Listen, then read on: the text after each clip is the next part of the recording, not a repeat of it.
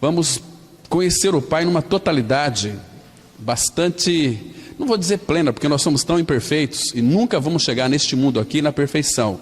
Seremos perfeitos nele no sentido de maturidade espiritual.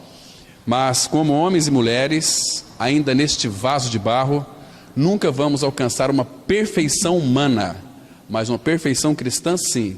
Perfeição cristã é quando Cristo, ele ocupa todos os passos do nosso interior. Então aí nós vamos estar sendo perfeitos. A palavra perfeito é teleus, no grego, que significa maduros, homens e mulher maduros. Quando que um homem e uma mulher chega à maturidade espiritual? É quando na sua vida não existe mais ciúmes, inveja, não existe mais aquela mania de grandeza, de querer ser grande. Tudo isso são empecilhos para a gente crescer no Senhor. Mas quando Cristo é formado, essas coisas nossas vão desaparecendo e toda a realidade do Senhor vai sendo formada em nós. Hoje vamos analisar um pouquinho sobre a paternidade de Deus, do Pai, analisando aqui alguns aspectos do coração do nosso Pai. Vamos ler aqui inicialmente Malaquias, capítulo 1, apenas o versículo 2, que diz assim a palavra, a parte A. Eu vos tenho amado, diz o Senhor, mas vós dizeis, em que nos tem amado? Vamos ter mais uma palavra de oração. Pai Santo, graças te damos pelo privilégio de mais uma vez estarmos aqui, ó Pai, diante do Senhor, diante dos irmãos, como igreja do Senhor reunida debaixo do nome do Senhor Jesus. Pai, a nossa alegria e expectativa é muito grande, porque o Senhor é um Pai que tem falado conosco. Por isso, abra o nosso entendimento, o nosso coração, nos dê sabedoria para compreender a Tua palavra, espírito de sabedoria e de revelação para conhecermos o Teu Filho plenamente. Ele é o Senhor desta reunião. Nós confiamos as nossas vidas a Ti, entregamos a Ti. Abra os céus para nós e fale conosco, Pai. Queremos ouvir a Tua voz. Em nome de Teu amado Filho nós oramos. Amém. Queridos irmãos e irmãs, eu sei que naquilo que concerne a paternidade de Deus, existem 5 pontos específicos que, se ele não for suprido pelo nosso Pai Celestial, outras coisas vão suprir. E essas outras coisas não vai levar nós a lugar nenhum. Então, uma das primeiras coisas que nós precisamos do nosso Pai Celestial, e nós temos nele, temos tudo nele, é uma necessidade de aceitação incondicional. Incondicional. Ou seja, tudo aquilo que eu sou, na minha vida pregressa, até então quando não conheci o Senhor, o que me cativou de fato, foi que eu e você, nós fomos aceitos pela pessoa do nosso Pai, incondicionalmente. Incondicionalmente. Nós éramos pecadores, nós éramos odiosos e odiávamos uns aos outros, mas então Cristo veio a este mundo e realizou uma obra no Calvário. E por causa dessa obra, o Pai nos aceita incondicionalmente e totalmente. Então, nós precisamos dessa aceitação. Nós temos o nosso Pai. Deus, o Pai, nos fez agradáveis a Ele mesmo em Cristo. Então, como é bom, irmãos, para o nosso coração, chamá-lo de Pai, como de fato Ele é o nosso Pai. Isso traz alegria para o nosso coração. Uma segunda necessidade que a paternidade do Pai vai trazer para nós é uma coisa chamada segurança. Segurança, né? Então, onde nós vamos encontrar segurança? Onde que um filho pequeno vai encontrar segurança quando ele está com temor de alguma coisa? Ele vai correr para os braços do Pai. Nós também, irmãos. A nossa vida, a nossa alma, ela tem um anseio por segurança. E nós só vamos encontrar essa segurança em Deus, o Pai. Quando nós, de fato, não encontramos isso, ou seja, não vamos na fonte, que é o Pai, onde temos toda a segurança, outras coisas irão ocupar o lugar que vai trazer para nós uma segurança perigosa. Provérbios 1 vai dizer o seguinte, que essa sensação de bem-estar, por causa de coisas que nós temos, nos leva à perdição. Entende? Vocês percebem hoje, irmãos, que no meio evangélico, no meio do povo de Deus, há uma busca por coisas. Essas coisas é a ânsia do coração de todos os homens. Buscar coisas e não o Deus das coisas. Preferem a bênção de Deus e não o Deus das bênçãos. Então nós temos que consultar o nosso coração. O que eu quero? O que me traz segurança? As coisas que eu tenho, que eu procuro e vou conquistar? Ou o meu Pai Celestial? O que nos dá segurança é o nosso Pai Celestial. O único lugar onde nós vamos estar seguros é nos braços do nosso amoroso Pai Celestial. Vocês se lembram que a terra de Canaã, já tratamos aqui algumas oportunidades, ela é uma figura de Cristo, não apenas de Cristo, mas também da plenitude de Cristo. Ou seja, nessa terra de Canaã, que é uma figura de Cristo, hoje nós temos toda a realidade de Canaã, que é o próprio Cristo, nós temos em Cristo todas as coisas. Lembra que Paulo fala em Colossenses 3,11? Porém, no final do versículo, porém Cristo é tudo, em todos. Se Cristo é tudo, e o tudo é Cristo, quando eu creio que eu estou crucificado com Cristo, já não sou eu quem vive, mas Cristo vive em mim. Cristo vive em mim, eu tenho o tudo de Deus. E quando eu tenho tudo, eu preciso de mais o que, irmãos? Mais nada. Temos que analisar aquela palavra tudo. Então, seja qual for a sua necessidade, seja angústia, seja provação, seja qualquer tipo de doença, você tem no Senhor algo que vai lhe trazer segurança, que é Ele mesmo. E nós só vamos estar seguros nele, que é uma figura da terra de Canaã. Tem um texto, irmão, vocês devem conhecer, abra lá em Deuteronômio, capítulo 12, versículo 10. 12, verso 10 de Deuteronômio. Aqui vai mostrar que a terra de Canaã é o local onde nós estaremos seguros. 12, verso 10. Então, a palavra de Deus, ela diz assim para nós. Olha que interessante, irmãos. Deuteronômio 12, 10. Mas passareis o Jordão. Vocês sabem que Jordão significa descida, que significa morte. Jordão é morte. Para nós estarmos em Canaã, temos que passar pela nossa morte com Cristo. Sem isso não tem Canaã. Sem isso vai ter simplesmente religião.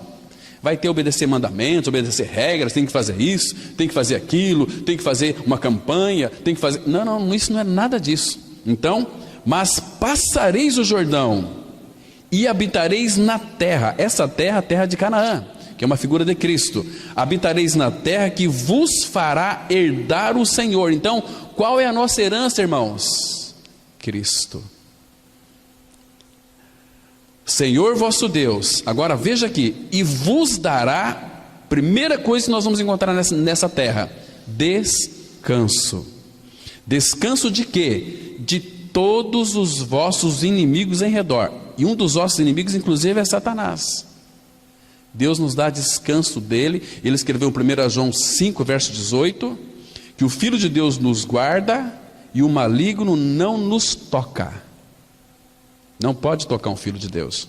E continua aqui. E morareis, habitareis seguros.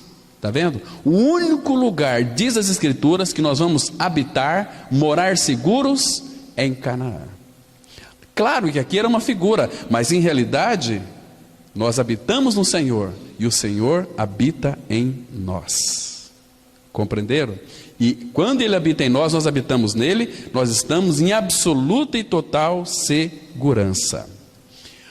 Uma outra necessidade nossa, que precisamos urgentemente da paternidade do Pai, é uma necessidade urgente, irmãos, de identidade. Muitas pessoas não sabem qual é a sua identidade. Qual é a sua identidade? Se alguém perguntar para você, o que você é? Qual vai ser a sua resposta? Não, eu sou advogado, eu sou médico, eu sou pastor, eu sou mecânico, eu sou... Não, isso aí é o que você faz. O que você é? Nós precisamos de a nossa alma, ela anseia por uma profunda identidade. Identidade significa filiação. O que você é? Eu sou um filho de Deus em Cristo. 1 João 3, versículo 2. De fato, nós somos filhos de Deus. Somos filhos e ainda não se manifestou o que haveremos de ser. Somos filhos e seremos filhos ruiós de Deus, filhos maduros de Deus. É uma outra necessidade nossa, né?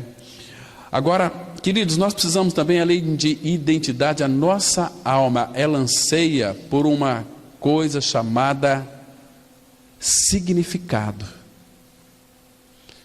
A tua e a minha vida tem significado. Para que você foi chamado? Então, se nós temos uma identidade filhos de Deus, para que então você é filho de Deus? Qual que é o significado da sua vida como sendo filho de Deus? O significado, ele é muito simples. É que o maior significado é que a nossa vocação, a vocação celestial, Romanos 8, 29 vai dizer o seguinte: aos que chamou, os predestinou para serem conformes à imagem de seu Filho. Então, que o Espírito Santo vai trabalhar, formando em nós o caráter do seu Filho em nós, para que nós venhamos a parecer com Ele. Este é o nosso significado: se parecer com o nosso Senhor Jesus Cristo. Se parecer em todas as coisas, irmãos. Parecer nas palavras, no trato, nas afeições, diversas coisas, é o significado. Uma outra necessidade da paternidade de Deus que nós temos, que a nossa alma também anseia, é uma coisa chamada disciplina. Precisamos de ser disciplinados pelo Senhor. Toda criança, humanamente falando, quando ela faz uma birra, quando ela faz uma rebeldia, a alma dela anseia ser corrigida, disciplinada. Entende? Muitos pais, nós sabemos que não têm disciplinado seus filhos. Você quer criar monstro, dá tudo que seus filhos querem. Você vai criar um monstro em casa. Mas se você ama o seu filho, você vai corrigi-lo, vai discipliná-lo. Você lê, por exemplo, Hebreus 12, a partir do versículo 6, você vê como que este Deus, o nosso Pai, Ele diz assim: o Senhor corrige a quem ama. Se Ele nos ama, Ele nos corrige da forma que Ele acha melhor nos corrigir. Mas Ele vai nos corrigir, Ele vai nos disciplinar, e nenhuma disciplina é boa e agradável. Irmãos, quantas e quantas pessoas nós já conversamos e elas falaram assim para mim: Pastor Cláudio, eu achei que aquilo que veio sobre a minha vida era um castigo terrível de Satanás. Não era, meus irmãos. Irmãos, nós temos que entender uma coisa: que este Deus amoroso, nosso Pai Celestial, nos ama de uma forma tão grande, tão rica, que a partir do nosso novo nascimento em Cristo, quando nós nos tornamos filhos de Deus, nada na nossa vida mais irá acontecer ao acaso. Tudo que acontece com o Filho de Deus tem um propósito maravilhoso do nosso Pai Celestial, para nos corrigir, às vezes uma tribulação, talvez a correção do Senhor sobre as nossas vidas. Quem quer ficar debaixo de uma disciplina? Ninguém, mas a nossa alma, ela anseia por uma disciplina. Entende? Então, são essas 5 coisas fundamentais que a nossa alma anseia da paternidade do Pai, que nós já temos nele. Então não devemos buscar em coisas e pessoas, porque vão ao socorro do homem. Nós temos um Deus que é Pai, que nos ama, que cuida de nós todo o tempo, 24 horas por dia. Ele está com seus olhos em nós. Então, irmãos, não adianta, irmãos, nós querer tentar atrair, na base do nosso esforço, a generosidade de Deus para as nossas vidas. Porque todas as vezes que a gente tenta buscar ou atrair a atenção de Deus com o nosso esforço próprio, nós vamos nos sentir menos amados. Entende? Porque eu estou fazendo então, meu pai, aí vai ser a parábola do filho pródigo, aquele outro irmão mais velho, quando tinha tudo do seu pai, mas só que ele não desfrutava daquilo que o pai tinha. Entende? Porque quando ele chegou, que o pai recebeu o seu filho ali de volta, estava morto e reviveu. O filho mais velho disse o seguinte: esse teu filho aí que desperdiçou com as meretrizes e tantas outras coisas, tu deste tudo para ele, e para mim o senhor não deu nenhum cabrito para mim me alegrar com os meus amigos? Aquele pai tão amoroso e generoso disse o seguinte: olha, filho, deixa eu parafrasear aqui, filho, você é meu filho, tudo que eu tenho é teu. Você quer um cabrito, filho? Pode matar um cabrito, pode matar 2 cabritos, tudo que é meu é teu, filho. Como diz o nosso Senhor também, tudo que o pai tem é meu. Entende? Queridos, isso é maravilhoso. Então, eu gosto muito daquela frase de Philip Yancey, quando ele diz o seguinte, que não há nada que você possa fazer para Deus te amar mais, e não há nada que você possa fazer também para Deus te amar menos. Ele te ama totalmente, absolutamente e incondicionalmente. Ele lhe aceitou, você e eu, do jeito que nós somos. Ele não faz acepção de pessoas. Então nós temos um pai que é maravilhoso. E aqui nesse texto ele diz o seguinte: eu vos tenho amado, diz o Senhor. Aqui está na primeira pessoa do singular. Eu vos tenho amado. Mas vós dizeis, em que nos tem amado? Ou em outras palavras, Senhor, se o Senhor me ama tanto, por que eu vivo uma vida igual eu vivo? Senhor, se o Senhor me ama tanto, por que tantas coisas ruins acontecem na minha família? Exatamente por isso. Por quê? Por quê? Por quê? Por quê? O dia que a gente descobrir que somos tão amados pelo nosso Pai Celestial, a nossa conversa vai ser o seguinte: Senhor, para que isto? O que tu desejas, ó Pai, com isso? Me mostra para mim. Eu quero aprender a lição. Essa é uma oração muito sábia, né? Onde o Pai se agrada e a gente vai evitar tanto sofrimento na nossa vida, queridos irmãos. E eu vos tenho amado, diz o Senhor. Então Ele não pode mentir. Ele é um Deus que é amor, que ama. Mas vós dizeis, em que nos tem amado? Ele não quer o sacrifício de ninguém, meus queridos irmãos. Ele não quer o teu suor. Ele quer o teu suor quando é habilitado e capacitado pela graça. Aí sim, nós vamos avançar. Mas na dependência dele, aí nós vamos suar. Mas o nosso esforço para fazer algo para Deus, você vai sentir sempre menos amado. Ele diz que eu vos tenho amado. Então, queridos, nunca, mas nunca duvide de que você é um amado pelo Senhor. E que Ele te ama tanto, com um amor incompreensível, com um amor surpreendente. Um amor que não tem legalismo, um amor que não tem regras, um amor que nós temos que desfrutar. Deixa eu falar para vocês uma coisa aqui. Eu creio pela fé que todos aqui irão almoçar hoje, logo mais, 11 horas, 11h30, meio-dia. Queridos, se alimentar, comer para vocês, tem algum esforço? Sim ou não?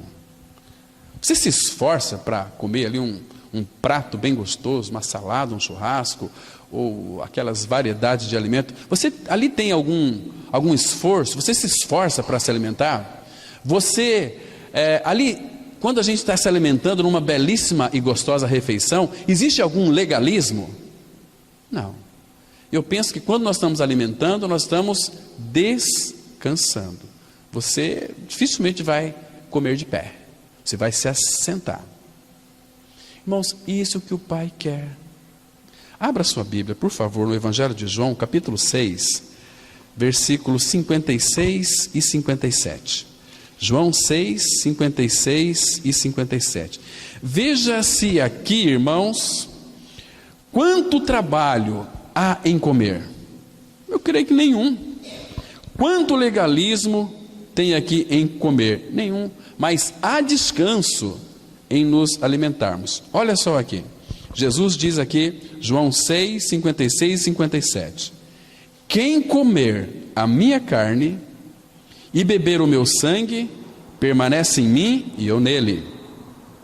Assim como o Pai que vive, me enviou, e igualmente eu vivo pelo Pai, quem de mim se alimenta, por mim viverá. Queridos, claro, nós sabemos que todo o amor de Deus está em Cristo. Irmãos, temos desfrutado do seu amor, deste amor que é tão grande, tão incompreensível, tão maravilhoso, este amor que é gigantesco. Irmãos, você sabe, já percebeu o quanto que você é amado? Se você não percebeu isso, então está na hora de você descobrir que você é muito amado pelo seu Pai. Um amor tão grande, um amor tão maravilhoso. Irmãos, vamos avançar então um pouquinho aqui no nosso estudo. Nós não temos noção do amor de Deus. Se juntarmos toda a bondade, a sabedoria, a compaixão das melhores mães e pais existentes, elas seriam apenas uma débil sombra do amor e da misericórdia no coração de Deus o Pai. Por isso, nós precisamos ver que Deus nos aceitou em Cristo, completa e absolutamente, somos dele, e nada vai nos separar do seu amor. Como diz a palavra aqui, Romanos 8, verso 39, que diz assim: nem a altura, nem a profundidade, nem qualquer outra criatura poderá separar-nos do amor de Deus que está em Cristo Jesus, nosso Senhor. Se você ler o contexto aqui, ele vai pontuar uma série de questões. Quem nos separará do amor de Cristo? Será a tribulação? Será a angústia? Será principados? Será potestades? Será morte? Será uma série de coisas. Aí ele começa a responder: nem a morte, nem a vida, nem a altura, nem a profundidade, nem qualquer outra criatura poderá separar-nos do amor de Deus que está em Cristo Jesus, nosso Senhor. Se você nasceu de novo, você está ligado a Cristo, e ninguém pode separar você deste amor, da pessoa dele. Agora, se nós não somos filhos de Deus, irmãos, nós não vamos nos importar com ele. Nosso Pai Celestial, ele costuma fazer muitas festas para os seus filhos, trazer alegria, trazer regozijo. Nós não buscamos a felicidade. Inconscientemente, tudo aquilo que nós buscamos neste mundo está em Cristo, mas de uma maneira infinita.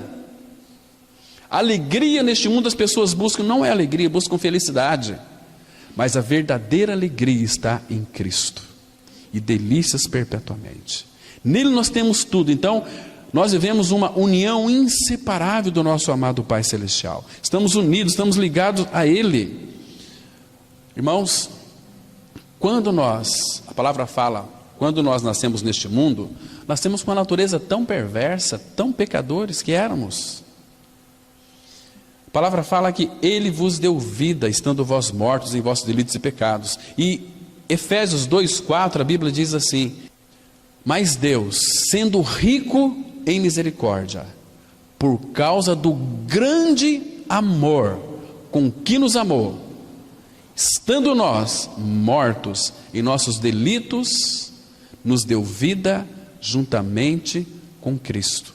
Pela graça sois salvos, e juntamente com Ele nos ressuscitou e nos fez assentar nos lugares celestiais em Cristo Jesus.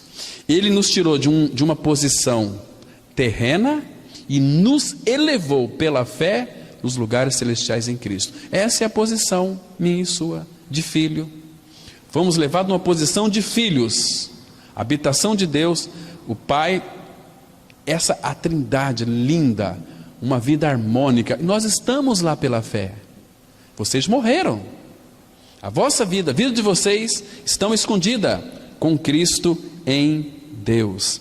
Irmãos, Eu sei que existem muitas pessoas, talvez por não ter ganhado uma experiência real de regeneração ainda, tem muitas dúvidas com relação à sua salvação, às vezes até pregam a Bíblia de uma forma tão falível, rebaixando Deus a uma cabeça humana, uma mentalidade humana, um conceito humano, dizendo o seguinte: não, você que está aqui hoje, você que foi batizado, você que supostamente já nasceu de novo, se você fizer determinada coisa, cuidado, você pode perder a tua salvação.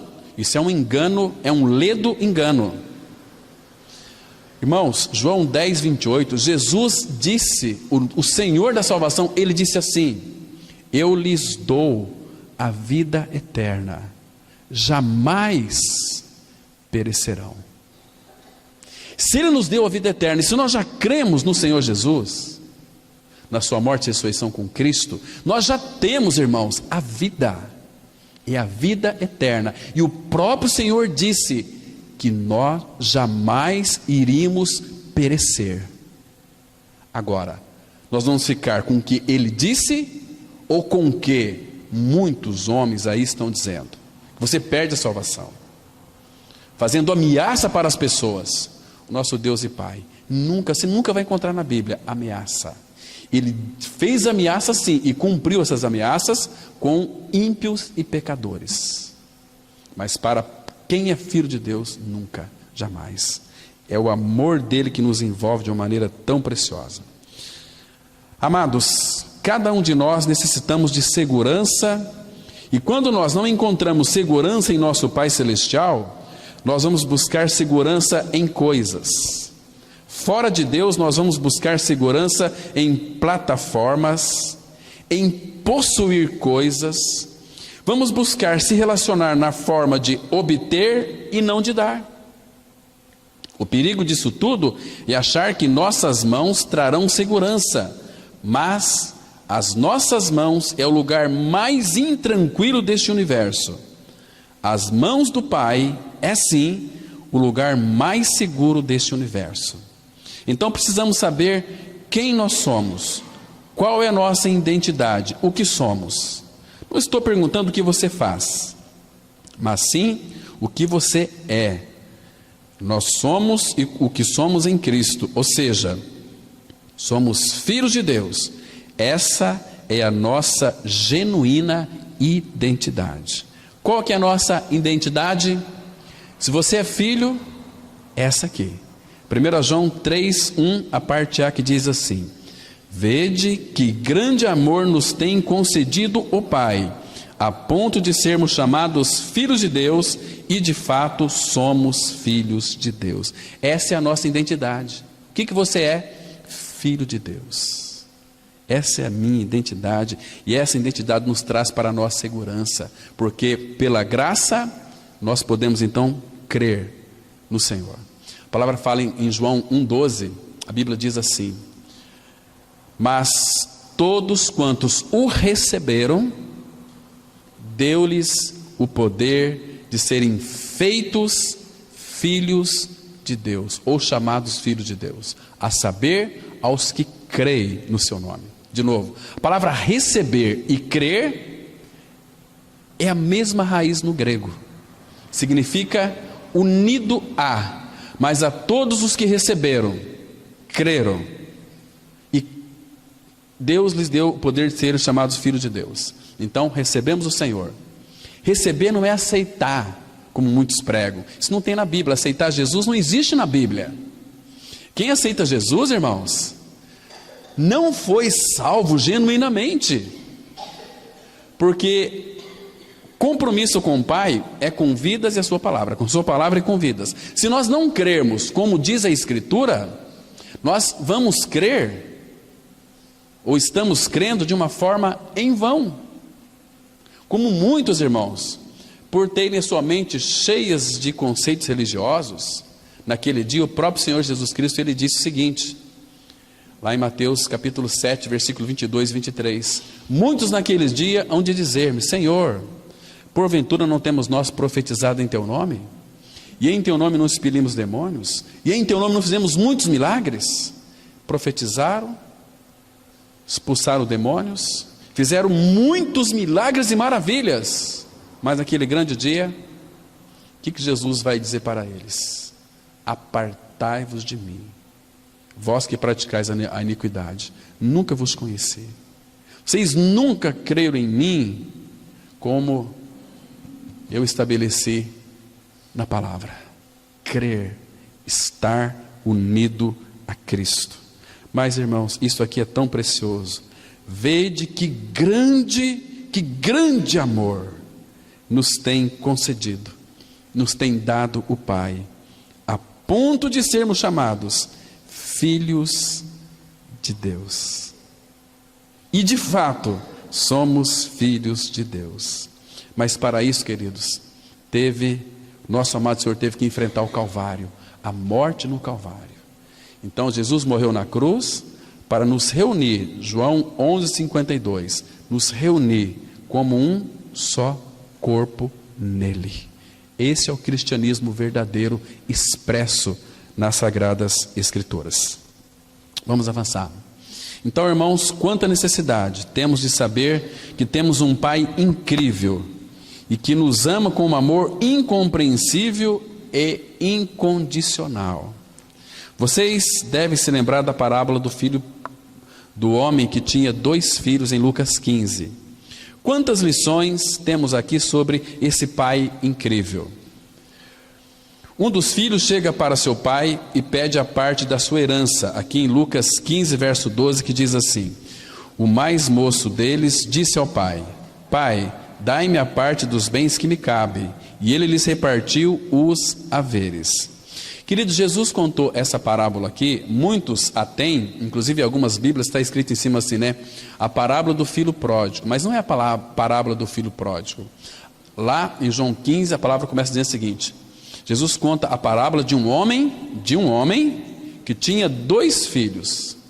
Então está envolvido ali o pai e os 2 filhos, o pai primeiro. Nós vamos analisar um pouquinho este pai incrível, que Jesus contou essa parábola, porque esse pai do filho pródigo aqui e do outro filho retrata quem é o nosso Pai Celestial. Você tem que ler essa parábola aqui, de Lucas 15, analisando, vendo o foco central aqui, não é o filho que foi, mas o pai que ficou esperando o filho. Porque é no pai que está todo o amor. Nós focamos e às vezes ministramos, né, mensagens preciosíssimas. Eu já vi muitos escritos de livros enfatizando os 2 filhos. Perfeitamente bem. Mas nós não podemos, irmãos, em primeiro lugar, retratar o coração deste pai que é amoroso.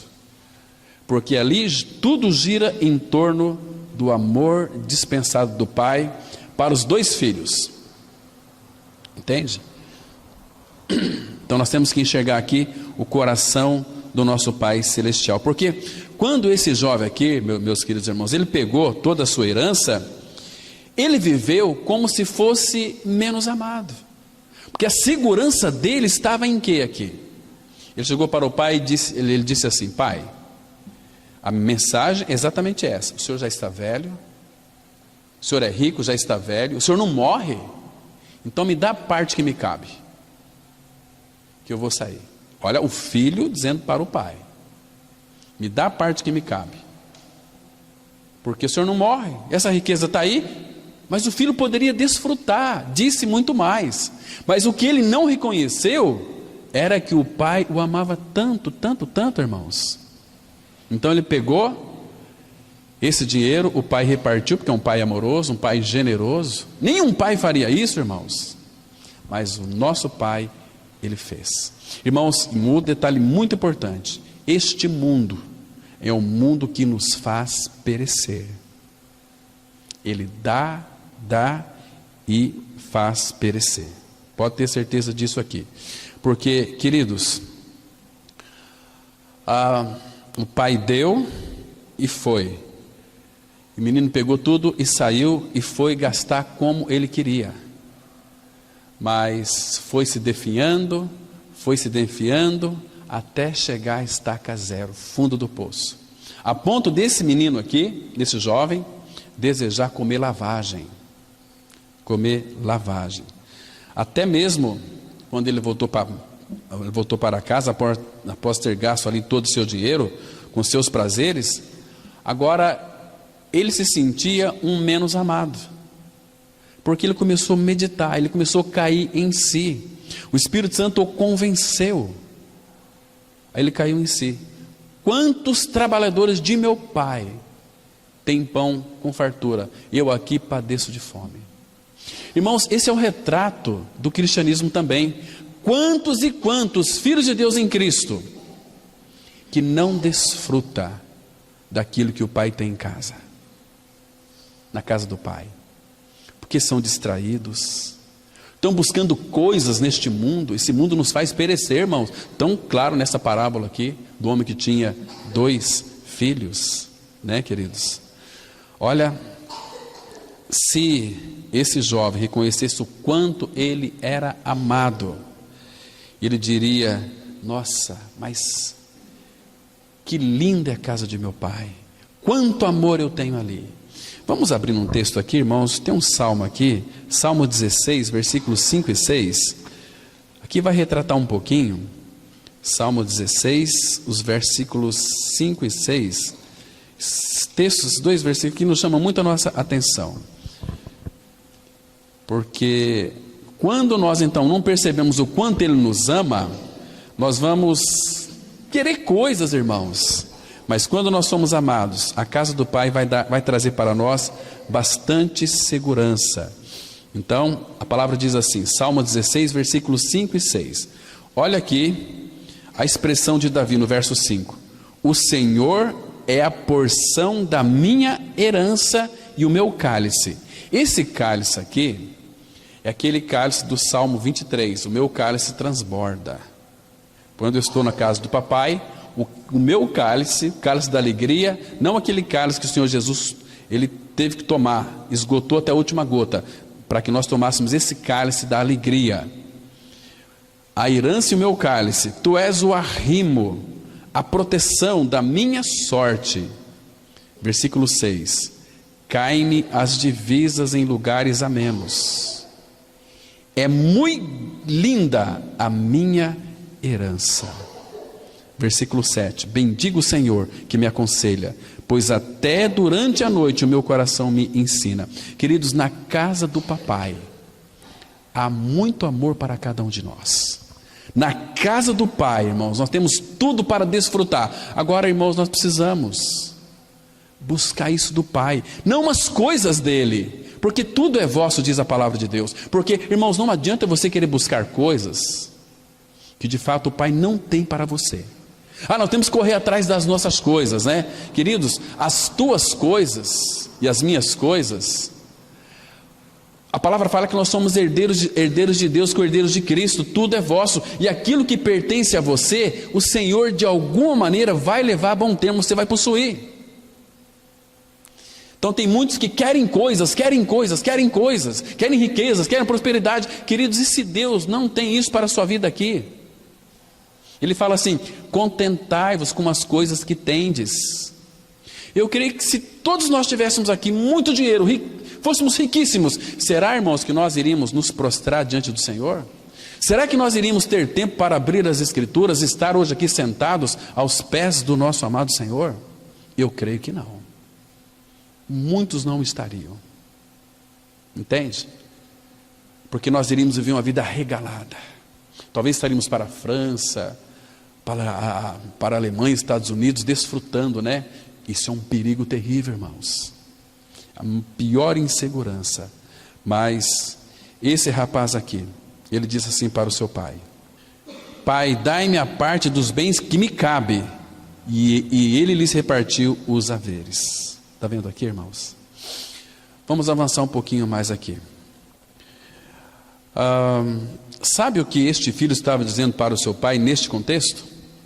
Ele estava dando um tapa no rosto do seu pai, porque a mensagem que ele está transmitindo aqui é: Pai, você é um homem rico, velho e que está demorando muito para morrer, pois eu sou seu herdeiro. Já que você não morre, dai-me a minha parte que me cabe da minha herança para eu gastar como eu quero. Essa frase aqui foi uma frase que o irmão Romeu disse né, uma vez, então achei muito interessante, nunca mais saiu da minha mente. Então eu fiz questão de colocá-la aqui. Então essa aqui foi a mensagem que ele passou para seu pai. Então ele pega a sua herança e sai para curtir a vida. Agora, meus irmãos, o pai dele tinha morrido ou não? Estava vivo. Então esse filho aqui não tinha direito a nenhuma herança. Porque olha o que diz aqui Provérbios capítulo 20, versículo 21. A posse antecipada de uma herança, no fim, não será abençoada. Está vendo aqui? Ele pediu uma herança, o pai não tinha morrido ainda, mas a Bíblia diz que a posse antecipada, ele antecipou, porque ele tinha o direito sim, se o pai tivesse morrido. Mas a posse antecipada de uma herança, no fim, não será abençoada. Vocês conhecem aquela frase assim? Se fácil vem, fácil também vai. Não é assim, meus irmãos? Irmãos, Deus não favorece uma causa injusta. Deus, ele é justo. Estão me compreendendo? O caminho de Deus não é só o melhor, mas ele é o melhor para nós. Não apenas o melhor, mas ele é o melhor. Então, queridos, esse rapaz aqui, ele teve o seu castigo. Não um castigo assim porque Deus disse, filho, você pegou aí a posse antecipada, agora eu vou te castigar. O castigo que diz lá em Provérbios também, 28, versículo 20, é disciplina. Deus, ele disciplina a quem ama. Quer ver só? Abra em Provérbios, capítulo 28, versículo 20. Quando fala desse castigo aqui, não é um castigo, mas assim é uma disciplina que o pai então opera naqueles que ele ama. Provérbios 28, versículo 20. As escrituras dizem assim, olha: o homem fiel será acumulado de bênçãos. Onde é que nós podemos ser fiéis, irmãos? Eu sou fiel a Deus? Pare com isso, que você e eu, nós não somos fiéis a Deus coisa nenhuma. Como então que nós podemos ser fiel a Ele? Sendo fiel à sua palavra. Jesus disse em João 15, permaneçam em mim, e eu vou permanecer em vocês. O que é permanecer nele? Permanecer na sua palavra. Porque Deus vela sobre a sua palavra para a cumpri-la. Então, diz aqui a palavra, o homem fiel será acumulado de bênçãos. Mas o que se apressa a enriquecer, não passará sem castigo, ou seja, sem disciplina, vai ser disciplinado. Por isso que a posse de uma herança, no fim, não será abençoada. Ele pegou a herança antecipadamente, perdeu tudo. Mas, queridos irmãos, vamos aqui avançar um pouquinho. Então, por esse motivo, aquela herança não foi abençoada. Seus prazeres desregrados rapidamente consumiram todo o dinheiro. Então, uma onda de fome assolou o país onde se encontrava, e ele teve que se tornar escravo de um senhor que tinha porcos. Um dia, quando o rapaz se viu cobiçando a lavagem jogada aos porcos, ele pensou em sua casa. Olha o pensamento dele aqui em Lucas 15, 17, a parte B. Quantos trabalhadores de meu pai têm pão com fartura, e eu aqui morro de fome. Irmãos, então aqui foi preciso passar por uma experiência tão dolorosa para ele descobrir que tinha um pai tão amoroso, tão bondoso, era um pai incrível. Percebe aqui? Quantos trabalhadores de meu pai? Imagina a situação desse jovem aqui, irmão. Acabou tudo o dinheiro dele. E ele com vergonha para voltar para a casa do pai, onde ele seria acolhido ali incondicionalmente, porque é filho. Ficou ali relutando, foi atrás de um trabalho. Aí acabou sendo ali cuidador de porcos, de suínos. E a palavra fala que ele desejava comer aquelas alfarrobas, aquela lavagem. Entende? Mas aí ele caiu em si e disse: quantos trabalhadores de meu pai têm pão com fartura, e eu aqui morro de fome. Queridos, esse jovem aqui, ele pensou que ele estaria bem. Agora, que caminho que ele tomou? Lembra de Provérbios 16, versículo 25? Há caminhos que ao homem parece direito, mas o seu final é caminhos de morte. Então ele estava... E o pai, interessante que o amor do pai, o amor de Deus, irmãos, não pega na camisa de força. Olha aqui se você... Não. O amor, ele libera, abre a mão. Você quer segurar a sua esposa sempre perto de você? Seu marido sempre perto de você? Não fica aí, amarrado. Não, abra a mão. Abra a mão. Porque se de fato há amor, há entendimento espiritual, irmãos, não vai haver ciúmes, porque a palavra fala que o amor não arde em ciúmes. Amar, sabe o que significa amar? Amar significa sofrer. Quando Deus amou o mundo de tal maneira que deu o seu Filho unigênito, para que todo aquele que nele crê não pereça, mas tenha vida eterna, o que o pai estava fazendo ali, irmãos? Começou a sofrer. Irmãos, imagina quanto sofrimento passou o nosso Pai Celestial. Quanto que o pai sofre quando uma pessoa então decide ser religiosa e não cristã. Procura as coisas de Deus, não o Deus das coisas. Imagine que sofrimento é esse, que rejeição. Quanto que o pai sofre quando alguém rejeita a Cristo, rejeita o seu amor. Quanto que o pai sofre, irmãos. Então o pai, quando fala lá, 1 Coríntios 13, versículo 7, o amor tudo crê, o amor tudo espera, o amor tudo suporta. Antes fala, o amor tudo sofre, tudo sofre. Irmãos, é um amor sofredor, um amor que nos amou, um amor sacrificial, o amor de Deus, foi por mim e por você, para que nós então pudéssemos nos tornar filhos amados do Pai. E Ele nos deu uma herança. Deus não tinha algo mais para nos dar, então Ele se deu a Ele mesmo para nós. Que legal, irmãos, que precioso, que impressionante é saber que eu e você somos habitados pelo Pai. O Espírito de Deus habita em nós, Ele se deu para nós. Porque, irmãos, quando nós estivermos diante dEle, vocês vão compreender. Se vocês puderem lembrar depois deste mundo que vivemos aqui, eu creio que não vai ter lembrança, mas Paulo fala lá em 2 Coríntios 12, é incomparavelmente melhor estar com Ele, incomparavelmente melhor. Aquele texto eu tenho experimentado muito ele, lá no Salmo 37, versículo 4, deleita-te também no Senhor e Ele satisfará os desejos do teu coração. Deleitar nele, agrada-te dele. Então tudo aquilo que eu preciso, eu sei, descobri que não é coisas. Eu não preciso de uma Land Rover zerada, eu não preciso de ter um palácio lindo, maravilhoso, com pedras de cristais e ouro. Não preciso disso, porque tudo isso vai me trazer enjoo. Eu não vou poder me relacionar com o meu carro, com minha casa linda, maravilhosa, não vou me relacionar, mas com o meu Pai eu vou poder me relacionar. Queridos, semana eu e Ademir, nós estávamos conversando com um homem muito querido que perdeu sua esposa, né? Sentamos com ele, ele disse o seguinte: olha, Cláudio, queria que você viesse aqui em casa. Eu ia no sábado, fui sexta-feira para Campo Grande, sentei com esse homem do Senhor.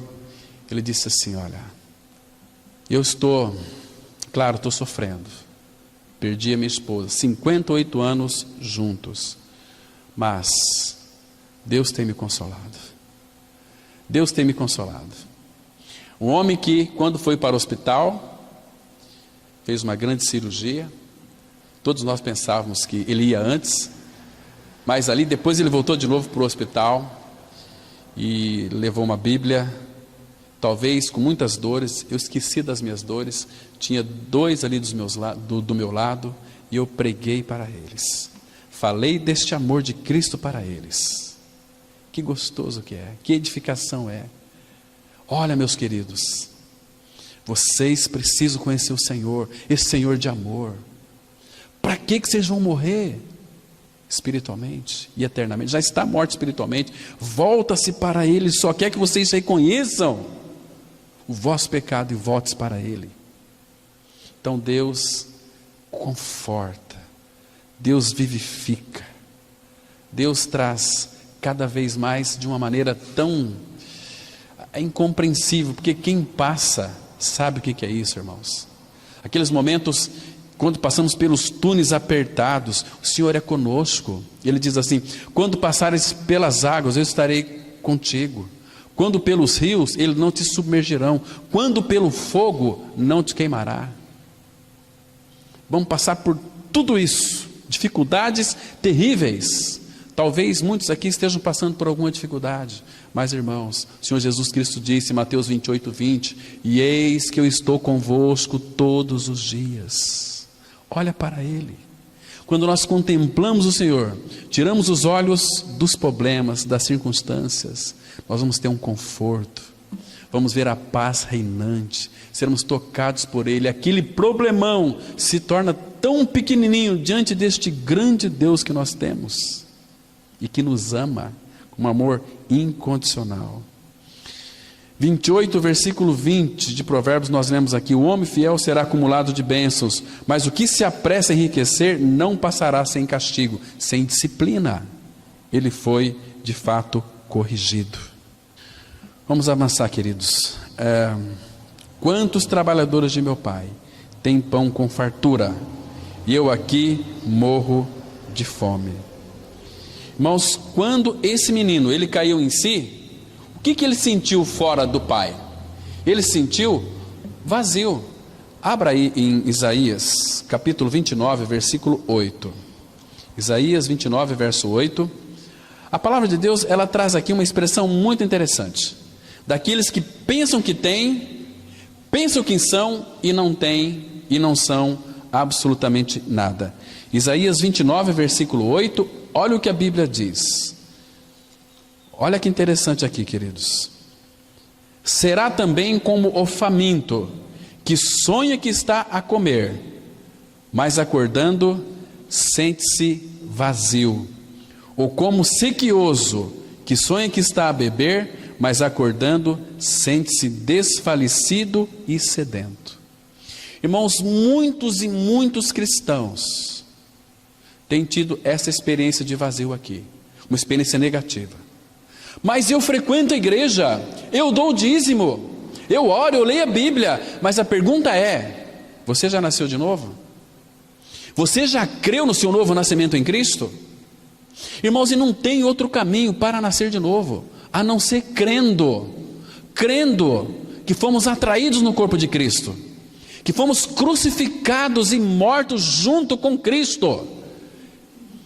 Fomos sepultados com Ele e juntamente com Ele nos ressuscitou e nos fez assentar nos lugares celestiais em Cristo. Sem essa experiência, não tem filiação. Tem crendices, tem evangélicos, tem membros de igrejas denominacionais, mas não membros da igreja, corpo de Cristo. A questão é, irmão, para onde irá a tua alma? Lembra, irmão Ademir? Para onde irá a tua alma? Se você descer para a sepultura hoje, essa semana, você tem certeza do seu novo nascimento? Se não tem, você não desfruta do amor do Pai. Porque Deus não vai se mesclar com o pecado. Ele nos faz santos. A presença dele em nós nos torna homens e mulheres santos. Quantos trabalhadores de meu pai têm pão com fartura? Eu aqui morro de fome, sentindo-se vazios. Quantas e quantas pessoas têm as suas vidas vazias, mas com um distintivo muito grande de evangélico. Evangélico vai para o inferno, irmão.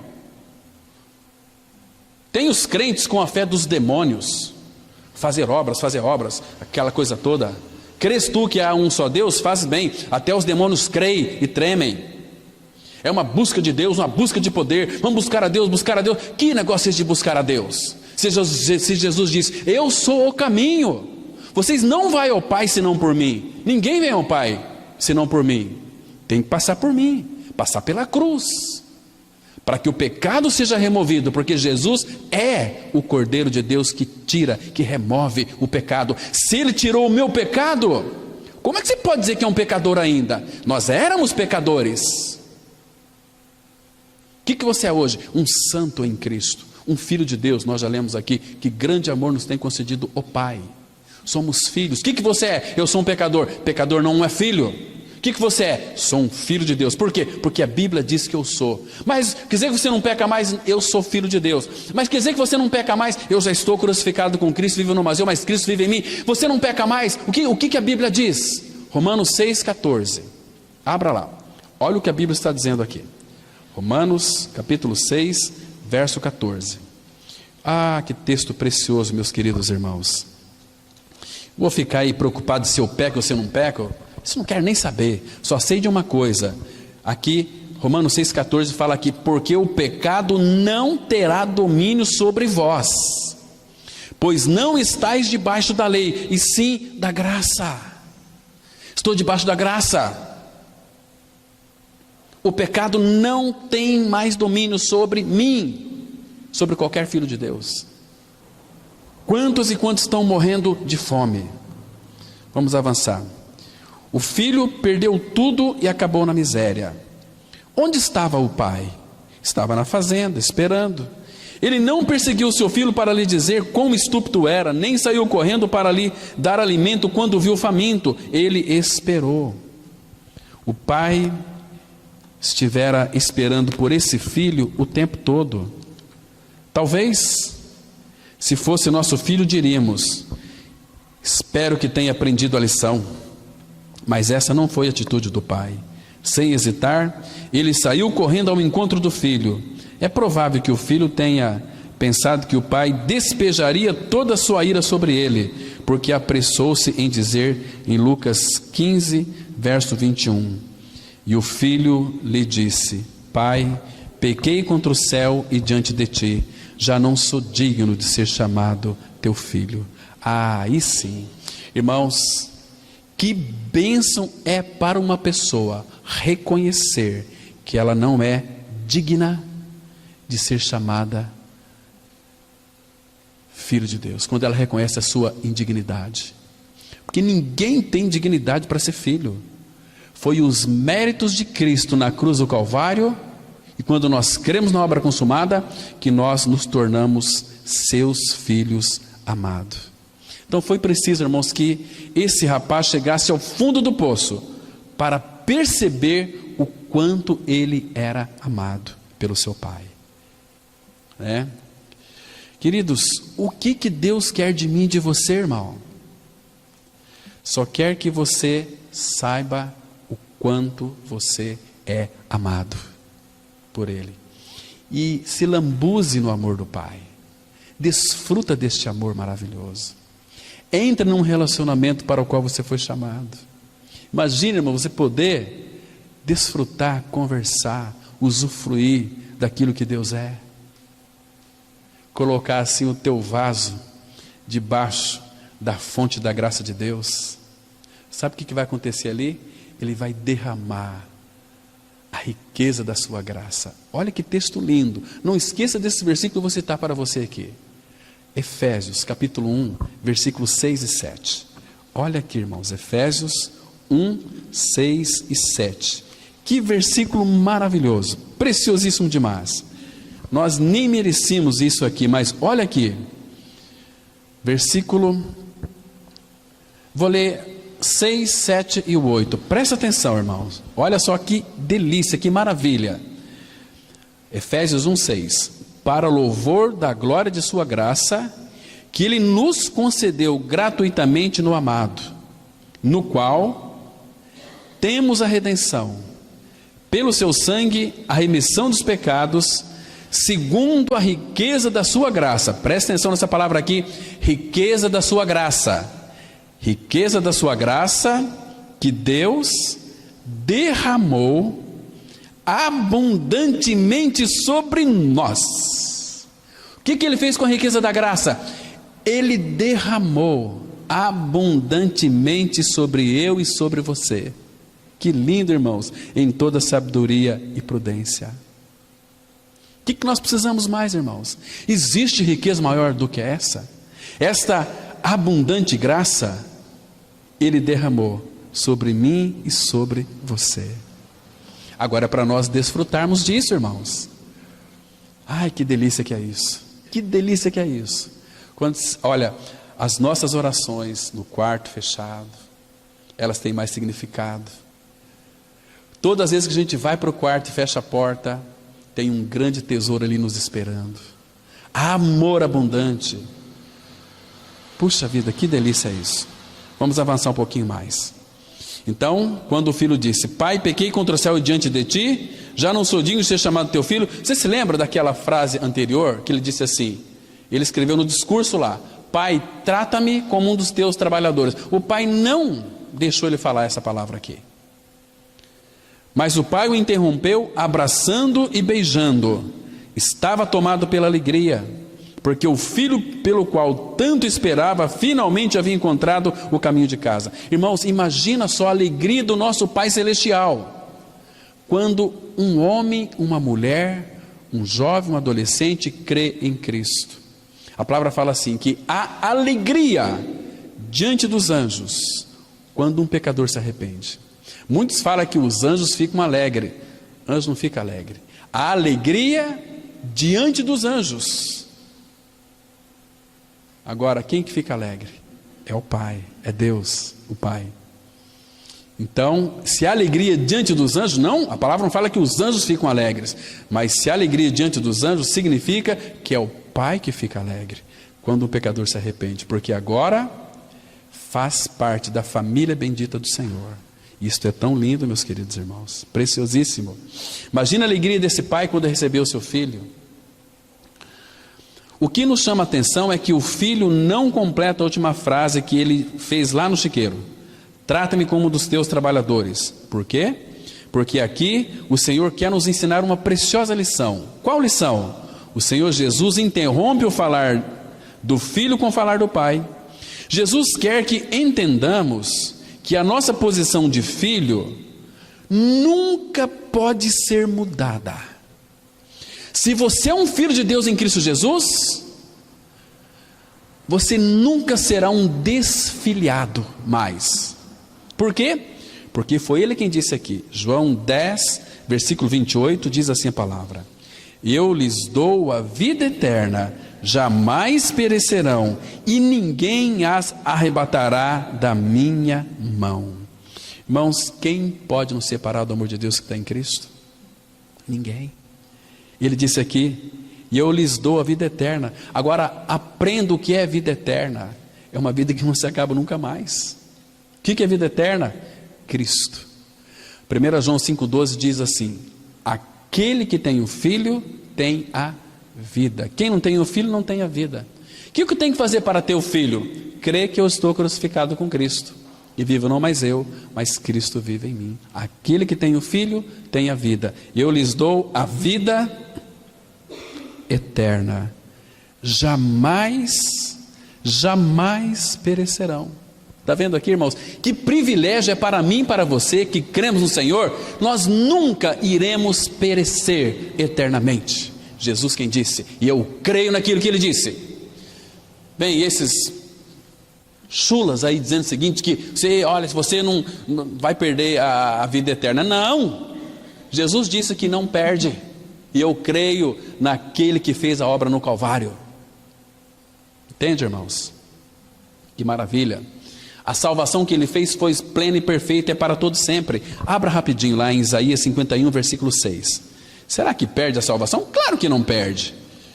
A Bíblia diz que não perde. Isaías 51, versículo 6.